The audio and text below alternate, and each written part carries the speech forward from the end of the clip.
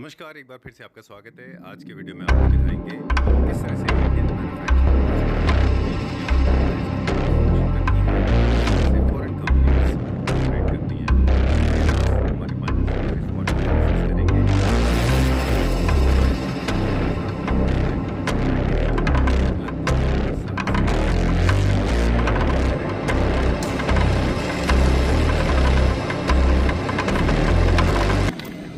Hello Deepak ji. Hello sir. Welcome to Claptrap. Thank you ji. Home city is a known name, हम सब जानते हैं। क्लैपट्रैप के जितने भी फैमिली मेम्बर्स हैं वो जानते हैं होम सिटी। मल्टीपल स्टोर्स हैं हमारे। आपसे मिलने का पर्पस ये था कि जिस फ्रेटर्निटी को आप बिलोंग करते हैं, अभी एक रिसेंट डेटा हम स्टडी कर रहे थे, उसके हिसाब से 2024 में इंडिया का जो फर्नीचर मैन्युफैक्चरिंग है वो अप्रॉक्सीमेटली 23 मिलियंस के आसपास बिलियंस के आसपास है। बिल्कुल जी। और it is expected to touch 38 billion in 2027।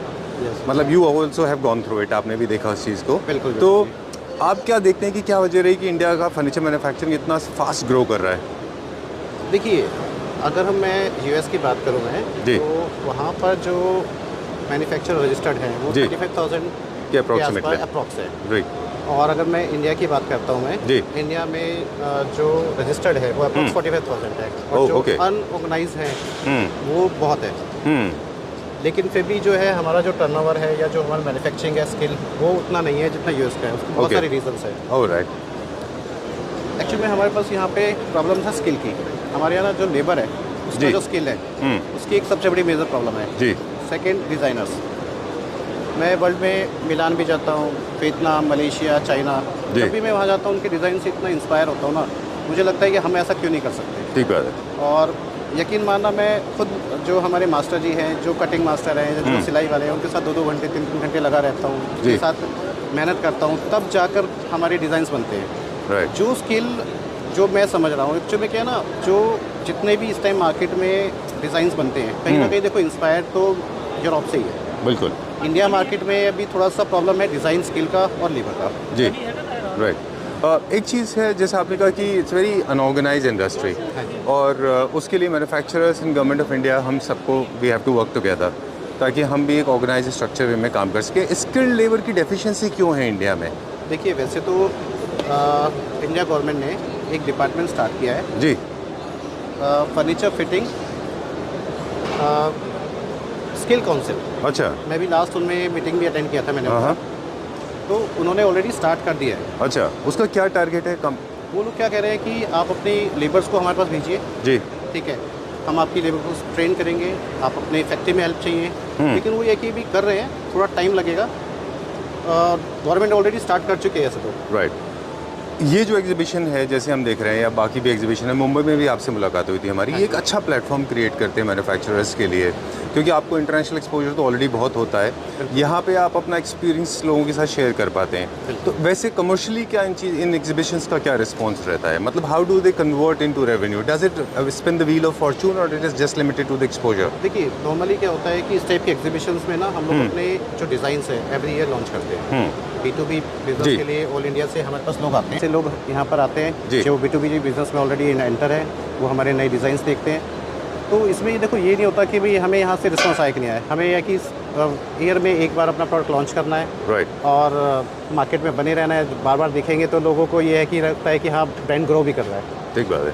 तो एग्जीबिशन में ये है कि पार्टिसिपेट करना थोड़ा इसलिए भी जरूरी है। इसलिए ज़रूरी होता है। करें, since you have been into the business for 2020, I mean from since 2012, right? आपने कौन कौन सी कंट्री का एक्सपोजर लिया है? देखिए, अगर मैं आपको अपनी थोड़ी जर्नी बताता हूँ जी। मैं फर्नीचर बिजनेस में तो 2006 में हूँ। अच्छा। मैं सबसे पहले मेरी स्टार्टिंग हुई थी गॉडरेज इंटीरियर से। मैं उसका एक डीलर बना था। अच्छा। कुछ टाइम काम करने के बाद मुझे लगा कि डिज़ाइंस में प्रॉब्लम है, तो मैंने अपना ब्रांड लॉन्च किया 2012 में। जब मैंने 2012 में अपना ब्रांड लॉन्च किया जी, तो होम सिटी तो जस्ट एक एज ए ट्रेडिंग मैं भी कीर्ति नगर गया, जैसे सभी लोग करते हैं जी, और वहाँ से मैंने अपना फर्नीचर परचेज़ करके अपना डिस्प्ले कर दिया। अच्छा। लेकिन जो डिज़ाइन कॉन्सेप्ट क्वालिटी वो नहीं मिली। ओके। मैंने सेम 2-3 महीने के अंदर ही अपना मैन्युफैक्चरिंग स्टार्ट किया जी। अब 2012 में ही मैं फर्स्ट टाइम गया चाइना। अच्छा। क्योंकि जो डिज़ाइंस हम लोग इंटरनेट पे देखते हैं वो मेरे यहाँ फैक्ट्री में बन नहीं पा रहे थे। ओके। मैं चाइना गया, चाइना की फैक्ट्री विजिट्स की, वहाँ पे मैं काफ़ी घंटों लगाया फैक्ट्री में, वो लोग कैसे काम करते हैं, क्या करते हैं, फिर आके यहाँ पर अपनी फैक्ट्री में उसको इम्प्लीमेंट किया। अच्छा। तो आप ऐसे समझे कि मैं एवरी ईयर जैसे एक मलेशिया में फेयर होता है MIFF जी। वो एवरीवेयर मैं विज़िट करता हूँ। एक वीफा होता है अपना वियतनाम में और एक चाइना। अच्छा। ये 3 कंट्रीज़ तो मेरा कंफर्म है कि मैंने जाना ही जाना है, और फिर इसके बाद एक मिलान। ऑलराइट। तो इन सभी के डिज़ाइंस मैं देखता हूँ, फिर अपने यहाँ पे आके टीम के साथ डिज़ाइनिंग करते हैं और उसको बनाते हैं। ठीक है। ये काफ़ी टाइम से जा रहा हूँ, मुझे ये तो पता है कि कस्टमर को क्या चाहिए। ठीक है। कहीं ना कहीं देखिए आज के टाइम पे इम्पोर्टेड फर्नीचर जो है मार्केट में बहुत ट्रेंड कर रहा है। हाँ। अभी आपको मैं अपनी नई रेंज दिखाता हूँ, आपको लगेगा, मेरे को जितने भी इस टाइम एग्जीबिशन में मिले उन्होंने बोला कि भाई ये तो बिल्कुल इम्पोर्टेड है। मेरा खुद मुझे लगा था क्योंकि हम लोग चाइना में आपसे मिले थे। बिल्कुल बिल्कुल। We have spend good time together, हमने काफ़ी दिन चाइना में साथ में बिताया और मैंने देखा कि वो ऑलमोस्ट सिमिलर यूनिट्स हमारे पास हैं, या मुझे लगा था फॉर अ मोमेंट कि वही यूनिट है। फॉर एग्जांपल ये सोफ़ा अगर हम इसकी बात करें, हाँ जी, तो इसमें हमने किस तरह से वो टेक्नोलॉजी को इम्प्लीमेंट किया है जो इंटरनेशनल स्टैंडर्ड की होती है। देखिए अभी अगर मैं बात करूँ, पहले जो रिक्लाइनर्स का मतलब ये होता था कि भारी भरकम वाले, अभी हम लोगों ने क्या किया, जो ये सोफ़ा है इसके अंदर ही हम लोगों ने मैकेनिज्म लगा दिया है राइट कस्टमर को। अब जैसे आप जो सामने सोफ़ा देख रहे हैं, इसके जो राइट साइड है वो फिक्स सोफ़ा है और लेफ्ट साइड में हम लोगों ने मैकेनिज्म लगाया है। ठीक है। मैं आपको यूज़ करके दिखाता हूँ। ओके। एक ट्रेंड आपने नोटिस किया कि the entire fraternity of furniture manufacturing world wide modular की तरफ बढ़ रही है, रिक्लाइनर सोफास की तरफ बढ़ रही है, इसीलिए चाइना के एग्जीबिशन में इस समय बहुत थे। बिल्कुल बिल्कुल, क्योंकि लोग फंक्शनलिटी चाहते हैं अपने फर्नीचर से। चाहते हैं बिल्कुल। देखिए ये मैकेनिज्म तो देखिए वैसे इसके आने के 2-3 रीज़न हैं जी। नॉर्मली क्या होता है कि फीचर्स तो चाहिए जी। अभी क्या है, अगर हम आज से 10 साल पहले देखें, लोगों की इनकम कम थी। अभी क्या है, लोगों के जितना भी है इंडिया में इनकम बढ़ रही है, जी। तो लोग फर्नीचर पे खर्च भी करते हैं। राइट। अभी जो सोफे में मैकेनिज्म लगाने के 2-3 रीज़न हैं। देखिए नॉर्मली 90% आप कार में ट्रैवल करें चाहे घर में बैठे, आप हमेशा सिट पैर नीचे करके बैठते हैं। जब आप अपने लेग्स को 30 डिग्री 40 डिग्री अप करके बैठते हो तो बॉडी में ब्लड सर्कुलेशन भी बेटर हो जाता है। एग्जैक्टली। तो नॉर्मली आप ये कह सकते हैं, आप टीवी देख रहे हैं, बंदा रिलैक्स तो होता ही है ना। तो हम लोगों ने क्या किया, जितने भी इस टाइम पे हमारे पास डिज़ाइन है सभी में हम लोगों ने सोफ़ा और सोफ़ा में रिक्लाइनर का मैकेनिज्म दे दिया है। कस्टमर को सिर्फ सोफ़ा चाहिए, सोफ़ा ले सकता है, अगर मैकेनिज्म चाहिए तो पे करेगा और वो उसमें डाल लेते हैं। बाकी आप जैसे अब ये वाला सोफ़ा देखें जी, आपको कहीं से भी ये आपको रिक्लाइनर नहीं लगेगा, लेकिन हमने इसके अंदर मैकेनिज्म लगाया है। मतलब in technical terms we call it giving functionality without compromising on aesthetics. बिल्कुल, एस्थेटिक्स में बिल्कुल कॉम्प्रोमाइज़ नहीं है ना। इसमें कहाँ है रिक्लाइनर? अब आपको दिखाता हूँ मैं। आप थोड़ा सा कैमरे को नीचे कीजिएगा। इसमें जो मैकेनिज्म लगा है वुड टू फ्लोर लगा है। अच्छा। इसका नीचे से डबल फोल्ड होकर बाहर आता है ये। अच्छा, मतलब ये आपके काफ को भी सपोर्ट देता है और थाइस को भी सपोर्ट देगा। सेकंड, इस टाइप की रिक्लाइनर्स मैकेनिज्म का एक अच्छी बात यह है कि आपको पीछे दीवार की साइड में स्पेस रखने की जरूरत नहीं है। ये पूरा का पूरा मैकेनिज्म आगे तरफ ही खुलेगा। अच्छा। नॉर्मली जो पुराने ट्रेडिशनल रिक्लाइनर्स आते थे, आपको बैक साइड में 6 इंचेस का स्पेस छोड़ना पड़ता था। बिल्कुल। इसमें आपको छोड़ने की जरूरत नहीं। आप जो नॉर्मल दीवार से आप आधा 1 इंची छोड़ते हैं उसको रखें, बाकी ये पूरा का पूरा मैकेनिज्म फ्रंट साइड में ही खुलेगा। ठीक है, डन। एक चीज़ और है, ये सारे मैकेनिज्म इंपोर्ट होते हैं, वारंटी कवर करते हैं ये सारे के सारे। इंडिया में भी इनकी मैन्युफैक्चरिंग नहीं है। सर देखिए, इसका जो मैकेनिज्म है इंडिया में भी एक भी सिंगल फैक्ट्री नहीं है। ठीक है।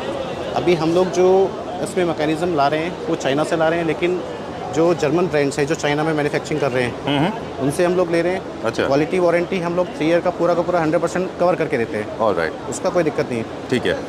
सेकेंड, अभी हम लोगों ने एक नया मटेरियल इंट्रोड्यूस किया है, वीगन लेदर। अच्छा, वीगन लेदर। हाँ जी। ओके। ये आप जो मटेरियल देख रहे हैं, नॉर्मली आपने मार्केट में देखा होगा काऊ लेदर होता है 90%। जेन्युइन काऊ लेदर। यस। अच्छा। हमारे नॉर्थ इंडिया में एक सबसे बड़ी प्रॉब्लम क्या है कि लोग जो है ना काऊ लेदर के नाम से फर्नीचर लेते नहीं हैं। जी। तो ये जो वीगन लेदर है ये बेसिकली कैक्टस जो प्लांट होता है उससे बनता है। अच्छा, किससे बनता है? Cactus okay. जो प्लांट होता है उसको बीच में से कट करके जो उसका लिक्विड होता है, अच्छा, ये उससे बना हुआ है। वाह। ये फील से लेके सब कुछ आपको लेदर का फील देगा और इसकी लाइफ भी बहुत अच्छी है। 100% ऑर्गेनिक मटेरियल। 100% ऑर्गेनिक। ओके। और फिर इसमें कलर टिंटिंग और कलर पिगमेंटेशन कैसे करते वो हैं? आपका कलर अलग से उसमें क्या होता है कि डालकर उसको चेंज किया जाता है। अच्छा, डन। अब डाई एक चीज़ किया है जाता है एक कि तरीके से। क्या ये भी उतना ही पोरस है, क्योंकि किसी भी रिक्लाइनर के लिए उसका bounce is very important, specially polyfilling का जो बाउंस है। हाँ जी, हाँ जी। क्योंकि वही आपको कंफर्ट देता है, और अगर वो फैब्रिक ही में पोरस फैब्रिक नहीं है, हाँ जी। तो ब्रीदेबल होना चाहिए फैब्रिक, अदरवाइज वो आपको बाउंस नहीं देगा। तो ये भी उतना ही है। ये देखिए ब्रीदेबल है ये, मैं ये नहीं कहूँगा 100% है, क्योंकि कॉटन जो है वो 100% होता है। अच्छा। लेकिन इसमें अगर हम बात करें तो 30 से 40% लेदराइट या लेदर से बेटर है ये। सर अभी इस टाइम पे इंडिया में इंपोर्ट किया जाता है। अच्छा। लेकिन अगर हम बात करें, इसका इंडिया में मैन्युफैक्चरिंग स्टार्ट हो चुका है, लेकिन बहुत लिमिटेड है। तो जो लिमिटेड है अभी वो बहुत एक्सपेंसिव है। मुझे लगता है नेक्स्ट 2-3 ईयर के अंदर ये मतलब मेक इन इंडिया हो जाएगा। ऑलराइट, चलिए एक you want to shell the bomb, वो कहते हैं ना बॉम्ब गिराने वाली बात है। आप कुछ बता रहे हैं कि गवर्नमेंट ऑफ इंडिया के कुछ अंडर द कार्पेट कुछ प्लान्स हैं, कुछ एजेंडा चल रहा है। Government of India is actually trying to reform the entire fraternity of furniture manufacturing. You have some news?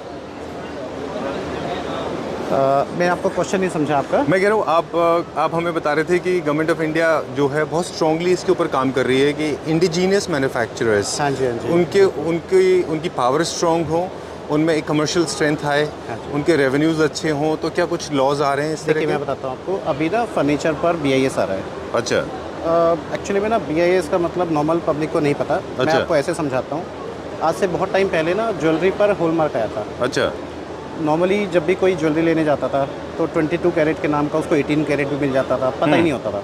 जब हॉलमार्क आया तो वो यानी कि 99.9% 22 कैरेट हो गया। अच्छा। ऐसे ही फर्नीचर पर BIS आ रहा है। आम भाषा में इसको कहें तो एक आपका एक स्टैंडर्डाइजेशन हो जाएगा कि आप किस कैटेगरी को बिलोंग करते हैं। अभी आप ऐसे समझे पूरे वर्ल्ड में, जैसे मैं चाइना जाता हूँ, मलेशिया जाता हूँ, तो एक नॉर्मली जब मैं परचेज करने जाता हूँ कोई भी मटेरियल, तो एक स्टैंडर्ड है US। वो बोलते हैं कि आपको US स्टैंडर्ड चाहिए, यूरोप स्टैंडर्ड चाहिए। हमारा इंडिया के स्टैंडर्ड की कोई बात नहीं करता था। नेक्स्ट 1 ईयर से, मतलब अगले 1 साल के बाद, आप जब हम वहाँ पे जाएंगे फर्नीचर लेने, तो चाइनीज़ हो, चाहे मलेशियन हो, चाहे वियतनाम हो, वो ये पूछेंगे आपको इंडियन स्टैंडर्ड चाहिए, यूरोप चाहिए या US चाहिए। ओके। तो इंडिया का अपना एक स्टैंडर्ड बनने जा रहा है।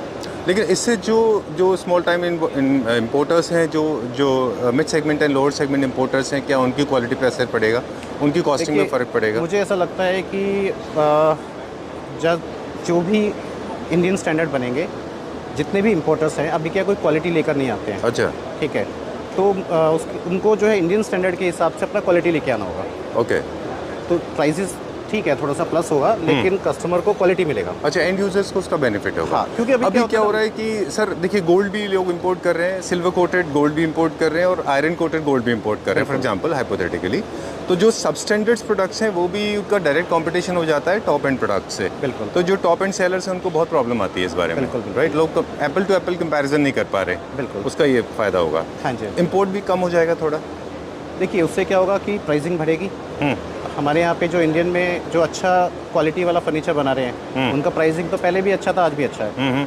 तो उससे ये हुआ कि जो अच्छा क्वालिटी बना रहे हैं उनको अच्छा टाइम, मतलब उनकी जो प्राइसिंग है रीजनेबल लगेगी आने वाले टाइम में। ठीक है, डन। चलिए अब कुछ और प्रोडक्ट देखते हैं। ये देखिए, ये इम्पोर्टेड प्रोडक्ट है।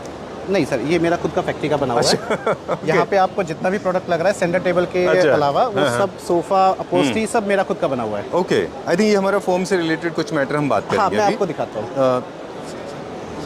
ओके, बताइए प्लीज़।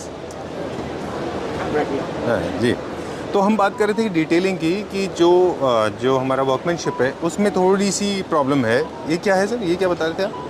देखिए ये हमने ना एग्जांपल के लिए जो हमारी सोफे का सीट है, ठीक है, उसका हम लोगों ने किया है कि हमारे अंदर क्या क्या फोम यूज़ होता है। सबसे पहले आपका ऊपर साइड में आपका लेदराइट हो गया, ठीक है, जिसे आप फैब्रिक बोल सकते हैं। फिर आपका यहाँ पर आपका पैड फाइबर हो गया। अच्छा। पैड फाइबर के नीचे हमने 2 इंची का सॉफ्टी फोम यूज़ किया है। ठीक है। फिर आपका 4 इंचेस का सॉफ्टी फोम है, एंड नीचे आपका यहाँ 10 mm का फिर फोम है। अभी मार्केट में आप कभी भी किसी भी मैन्युफैक्चरर का सोफ़ा देख लीजिए, वो 3 इंची 4 इंची से ज़्यादा फोम यूज़ नहीं करते। अच्छा। हमारी कंपनी का जब ये टोटल आप इसको देखते हैं तो ये अप्रॉक्स 7 इंचेस हो जाता है। ओके। तो जो आपको बाउंस मिल रहा है हमारे यहाँ पे, वो आपका 7 इंचेस की वजह से मिल रहा है। ऑलराइट। सेकंड, जो ये फोम है, ये 0 फिलर यूज़ करते हैं। अच्छा। आने वाले इंडिया से जितना भी फर्नीचर एक्सपोर्ट होता है, फर्नीचर, उसमें आपको 0 फिलर के साथ ही एक्सपोर्ट होता है। ठीक है। और फिलर एक्चुअली क्या होता है, जो ऑर्गेनिक फॉर्म होती है उसके अंदर जो अडल्ट्रेशन होता है वो 0 हो जाएगा। हाँ जी, हाँ जी, बिल्कुल। बेसिकली आप ऐसे कह सकते हैं, फोम को सस्ता करने के लिए अलग से फिलर मेटेरियल डाला जाता है, उसकी लाइफ भी कम हो जाती है। ठीक है। 0 फिलर का मतलब ये कि अगर आप उसकी उस फोम को पानी में डाल के रखेंगे या जो बाहर रखेंगे तो वो ख़राब नहीं होगा। नॉर्मल फोम जो है वो ख़राब हो जाएगी। ठीक है, डन। ओके, जो वर्कमैनशिप की बात करेंगे अभी हम, प्लीज़ बताएं। अब मुझे बता दें कि क्या आपने अपने वर्कर्स को ट्रेन किया इस तरह की स्किल्स को इम्प्रूव करने के लिए? बिकॉज अब हम देख रहे हैं वही लेवल पे आ गए हम जो कि चाइना का है। बिल्कुल बिल्कुल। और चाइना में भी वो कंपनीज जो सबस्टैंडर्ड प्रोडक्ट्स नहीं बना रहे हैं, जो हाई एंड प्रोडक्ट्स बना रहे हैं। बिल्कुल। तो क्या ट्रेनिंग देते हैं हम अपने स्टाफ को? देखिए इसके लिए हमने क्या किया है, जो हमारा फैक्ट्री है, हम लोगों ने जो फैब्रिक कटिंग मशीन है, वो लेज़र ले आए हैं अपने पास। अच्छा। अभी जो कटिंग है वो हमारा मतलब नॉर्मली हाथ से नहीं होता है, उसके हम लोगों ने पैटर्न सेट किए, डिज़ाइन किया उसे, उसको हम लोग जो है लेज़र से करते हैं। तो उससे क्या फ़ायदा होता है, एवरी पीस सेम बनेगा जी। लेकिन हाँ, इसमें एक प्रॉब्लम है, कस्टमर ने बोला जी मुझे 2 इंचेस ऐसे राइट से बड़ा कर दो, 2 इंचेस ऐसे कर दो, वो पॉसिबल नहीं है। हाँ, कलर कस्टमाइज़ करना कोई दिक्कत नहीं है। जब हम कोई प्रोडक्ट डिज़ाइन करते हैं, उस प्रोडक्ट को डिज़ाइन करने के बाद उसके पैटर्न्स बनते हैं। तो जब वो पैटर्न्स बनते हैं तो अगर मुझे मशीन से काम करना है एक्यूरेसी वाला, वो काम आपका जो है वो मशीन से ही हो सकता है। उसके लिए हमने बहुत अच्छा इन्वेस्टमेंट किया है। ठीक है।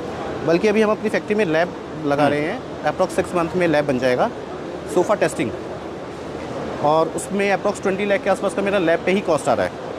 ये वैसे ही कुछ है जो हम यूरोप में देखने को मिलता है हमको, कि जहाँ पे हमारा लोड बेयरिंग कैपेसिटी से लेके बैलेंसिंग भी करते हैं वो लोग भी, वैसे ही कुछ होगा? बिल्कुल ऐसा ही है। इसमें क्या होगा कि मशीन जो है वेट डालेगी 140 kg 120 kg सीट पर। अच्छा। एवरी 1 मिनट 2 मिनट में, और ऐसा पूरे 1 महीने तक चलता रहेगा। वाह। तो उसका हम सोफ़े का एक लाइफ साइकिल आपको बताएंगे कि आपको इतना लाइफ साइकिल हमारा सोफ़ा चलेगा। ओके। ऐसा अगले 1 साल में होने वाला है, जैसे ही BAS आ जाएगा। हम लोगों ने ऑलरेडी मशीन्स ऑर्डर कर दी है। Okay, it may not appear on my face but internally I can share my feeling with you. It sounds very thrilling because हम लोग सिर्फ इंटरनेशनल मार्केट में ये देखा करते थे। Now these kind of standards, ये जो प्रोटोकॉल्स हैं, स्टैंडर्ड्स हैं, वो हम अब इंडिया में भी फॉलो करने वाले हैं, राइट? ओके, इससे कॉस्टिंग पे डायरेक्ट इम्पैक्ट आएगा कोई? देखिए, बिल्कुल इफेक्ट आएगा। अभी जैसे हम लोगों ने तो BIS रिलेटेड ही मटेरियल यूज़ करना स्टार्ट कर दिया है, लेकिन जो अभी लोग हल्का माल यूज़ कर रहे हैं, जब वो उसको अच्छा माल यूज़ करना स्टार्ट करेंगे, उनकी कॉस्टिंग बढ़ जाएगी। बिल्कुल। अभी कस्टमर हमारे पास आता है, बोलता है कि पर सीट सोफ़ा कितना है, हमारा पर सीट है ही नहीं, क्योंकि हम लोगों का 3 सीटर का प्राइस अलग है, 2 का अलग है, सिंगल का अलग है। राइट, तो बिल्कुल। अगर हम क्वालिटी बनाते हैं तो क्वालिटी के लिए कस्टमर को पे तो करना होगा। ठीक बात है। ओके, अब थोड़ा सा हम कमर्शियल पे बात करेंगे आपके साथ में, कि होम सिटी का जो वर्किंग का तरीका है वो बाकी फर्नीचर मैन्युफैक्चरिंग कंपनी से थोड़ा सा डिफरेंट है। I am getting you to the right light, मैं I will go that side now और I will get you this. ये भी हमारा होम प्रोडक्शन है, सॉरी। बिल्कुल, ये भी हमारा अपना बना हुआ है। This is so good, very nice. देखिए, डिज़ाइन से तो इंस्पायर मैं चाइना से हूँ, ठीक है, डिज़ाइन तो चाइना से आया। मैं आपको ऐसे बोलूँ कि मेरी टीम ने डिज़ाइन किया, लेकिन इसको पूरा का पूरा जो मेकिंग है 100% मेक इन इंडिया है। अच्छा, चलिए, खैर चाइनीज़ का अपना खुद का डिज़ाइन भी नहीं है, this is European design. Actually भी यूरोपियन डिज़ाइन है। मैंने आपको पहले ही बताया कि एवरी चाइनीज़ कंपनी जो है वो मिलान यूरोप को कॉपी करती है। बिल्कुल, बिल्कुल ठीक बात है। स्कैंडिनेवियन पैटर्न का सरपेंट सोफ़ा है ये। बिल्कुल। सर, मुझे 2-3 चीज़ें जाननी थी। जो फर्नीचर बाइंग का जो तरीका है, that has to be change, because जिस तरह से the way you have actually become progressively very organised and systematic, I think the consumer is also has to, they have to change. Furniture buying का तरीका जो पहले होता था कि लोग आते थे और ख़रीदते थे और जो अवेलेबल है वो लेके जाते थे, अब किस तरह से आप कैसे सर्व करते हैं लोगों को? Are you also following the same conventional practice और you have a different way of doing it? देखिए, अभी क्या होता है, जैसे हम अपना रिटेल में कस्टमर का वॉक इन आता है, अभी क्या है, जैसे पहले क्या होता था, जो डिस्प्ले में है कस्टमर वही पिक करके ले जाते थे। अभी कस्टमर के अपने वॉल के कलर के साथ मैचिंग करके फैब्रिक डिज़ाइन वो सब कस्टमाइज़ कराते हैं। अच्छा, okay, please come this side, I am trying to get the best light on your face. Okay, so मतलब बाइंग का तरीका बदल गया अभी? बिल्कुल। ओके। अभी क्या, हर कस्टमर जो है थोड़ा आप ऐसे कह सकते हैं नॉलेज वाला हो गया है, वो ऑलरेडी इंटरनेट से काफ़ी सारे कलर्स ढूंढ के लाता है कि मुझे ऐसा सोफ़ा चाहिए, ऐसा कलर चाहिए। अच्छा। तो हमारा क्या डिज़ाइन फिक्स है, बस ये कि हम कलर कस्टमाइज़ कर देते हैं। ऑलराइट, चलिए, तो वी हैव गॉट लाइक, अभी अगर इसको समिट अप करें तो कुछ इस तरह से है कि basically home city is working on 2 different verticals, import and Indian, अपना खुद का होम मैन्युफैक्चरिंग। ऑपरेट करते हैं हम गुड़गांव से और दिल्ली कीर्तिनगर से। हमारा जो सबसे बड़ा स्टोर है अभी वो दिल्ली NCR में कीर्तिनगर में, फर्स्ट, सेकंड गुड़गांव में, थर्ड बहादुरगढ़ जहाँ हमारा फैक्ट्री है वहाँ पे फैक्ट्री कम शोरूम है। अच्छा। फोर्थ हमारा स्टोर सोनीपत में है। ऑलराइट, एक और बाकी बहुत बड़ा इंडिया में हमारे अप्रॉक्स 100 डीलर्स होने वाले हैं अभी। अच्छा। तो अच्छे डीलर्स हैं, सबके साथ काम कर रहे हैं। Very nice. तो सर, एक चीज़ और है जो हम भूल गए, हमने विजिट किया आपके ऑफिस में, चाइना में भी हमारा ऑफिस है। बिल्कुल बिल्कुल। वहाँ पे ऑफिस का क्या पर्पज़ है, वहाँ हमने ऑफिस क्यों डाला हुआ है और चाइना से हम किस तरह से कुछ इंपोर्ट कर रहे हैं, वो तो ऑफ कोर्स है ही, इंडिजीनियस प्रोडक्ट बना रहे हैं हर तरह के, वो है ही। प्रोजेक्ट को लेके हमारा क्या पर्सपेक्टिव है? देखिए, चाइना जो ऑफिस बनाने का जो पर्पस है, मेरे 3 पर्पसेस है। अच्छा। एक तो जो मेरा जो लोकल जो बाइंग है हार्डवेयर की, अच्छा, जो इंडिया में बनता ही नहीं है, हाँ, ठीक है, वो एक तो हम लोग चाइना से प्रोक्योर करते हैं। ठीक है। उसमें हम लोग ऐसे कह सकते हैं कि जैसे स्टेपलर पिन हो गया, स्प्रिंग्स हो गए जो सोफ़े के अंदर लगते हैं, आपका रिक्लाइन मैकेनिज़्म एंड लेग्स, ये हार्डवेयर 100% जो भी हम चाइना से प्रोक्योर कर रहे हैं। सेकेंड हमारा पर्पस है प्रोजेक्ट्स। अच्छा। अभी हमारे पास काफ़ी होटल्स की इंक्वायरी आती है 4 स्टार 5 स्टार की, वो हम लोग चाइना से करते हैं। अच्छा। एंड थर्ड हमारा यह है कि काफ़ी आर्किटेक्ट हैं जो हमसे जुड़े हुए हैं, वो अपने कस्टमर के साथ, अपनी फैमिली के साथ, या डायरेक्ट कस्टमर हमारे पास इंक्वायरीज आती है, वो चाइना जाते हैं, तो मेरे पास टीम है चाइना में। किसी को हिंदी बोलने वाला चाहिए तो हम हिंदी बोलने वाला, या कुछ इंग्लिश आती है तो हम चाइनीज़ जो है वो दे देते हैं। अच्छा। लड़की जो है तो वो Okay. पूरा का पूरा जो है उनको मार्केट में शॉपिंग कराते हैं। All आप right. ऐसे समझे कि उनका सैनिटरी से लेकर आपका लाइटिंग, फर्नीचर, पूरा का पूरा घर का फर्नीचर हम वहाँ से हाई एंड। ऑलराइट। देखिए फर्नीचर तो हम लोग भी बना रहे हैं अच्छा, लेकिन अगर किसी को हाई एंड का भी हाई एंड चाहिए तो हम बोलते हैं कि आप चाइना जाएं, हमारी वहाँ पे टीम है और हम लोग पूरा आपको वहाँ से QC import door to door करके देंगे।